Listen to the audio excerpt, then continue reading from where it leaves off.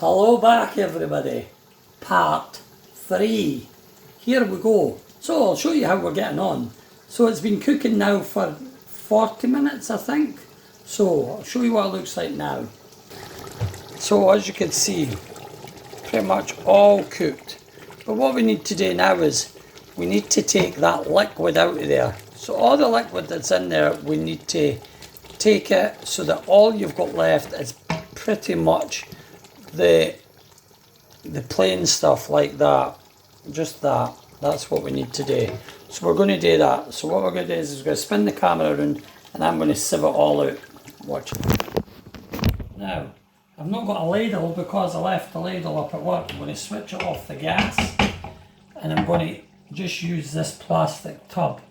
And what I'm going to do is I'm pretty much going to get just juice, as if you were taking the gravy, all the gravy stock away for it.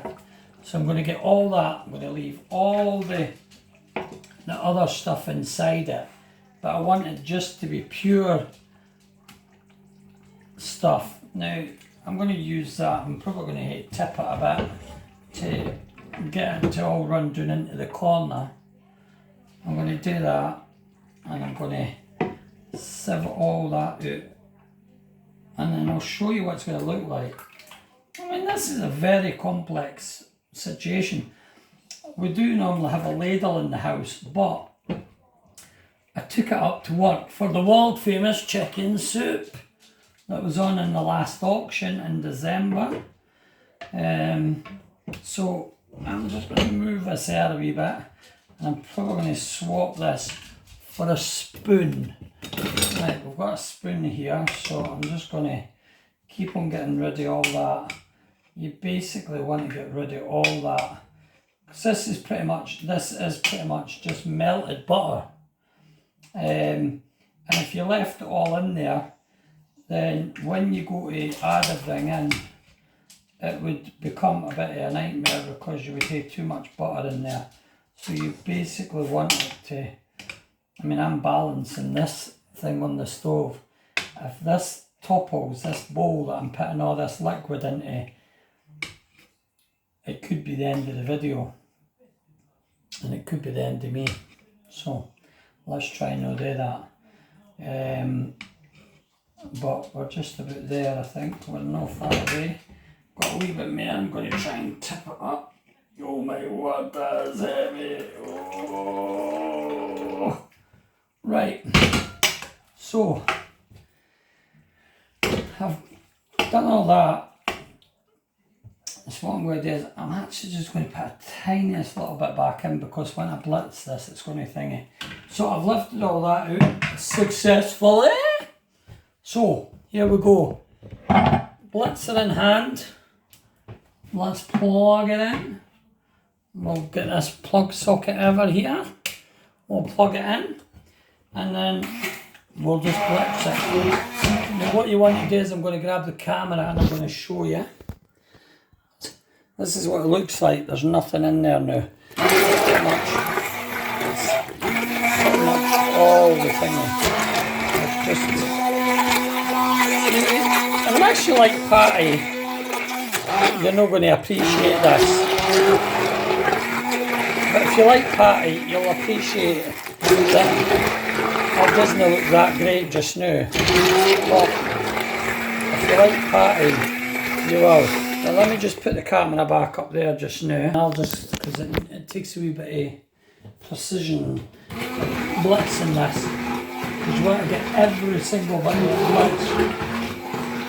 So what we do is you probably better doing it like that, flapping it down and breaking up every bit of individual chicken liver, mushroom, onion, everything that's in there.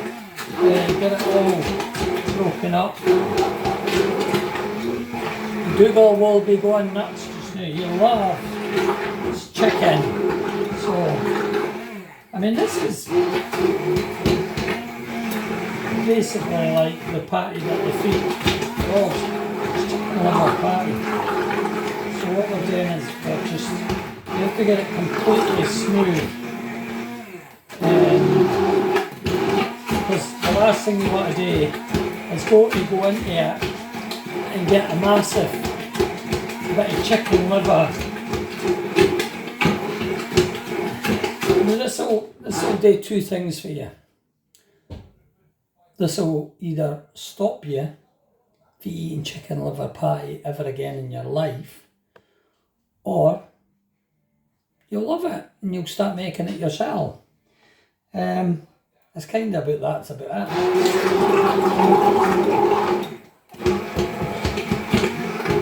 But, no.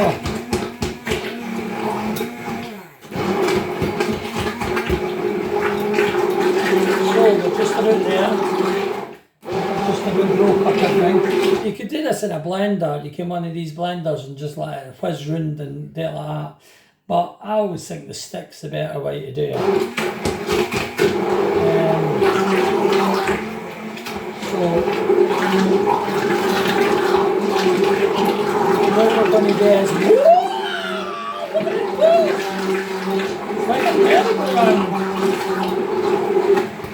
Dougal's back looking at me like I'm a nutter. Look at him down there in the corner. Dougal, you alright? He loves it. Right, now, double cream.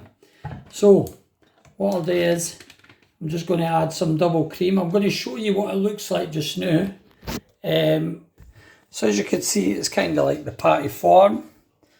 I mean, the more you can blitz it, the better.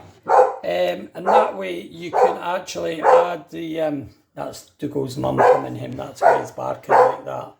So what I'm going to do is we'll add the cream and I'll show you how smooth it looks once we add the cream. 2 minutes.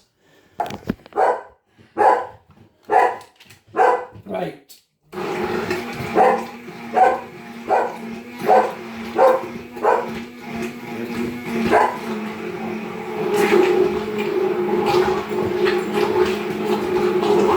Hi honey, you're home. I'm in the middle of making a video, so just talk about yourselves.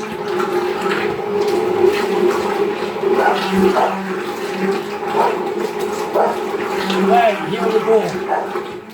So, everybody, this is my blitz this spoon, and I've got it to a beautiful consistency there. So I'm just about to show you what it looks like, and then we'll get it in the dishes. Right, so here goes. Right, let me just turn this round and show you this world famous patty. Oops. Here we go. Look at it now. See, let's get that spoon here, and I'll show you what it looks like.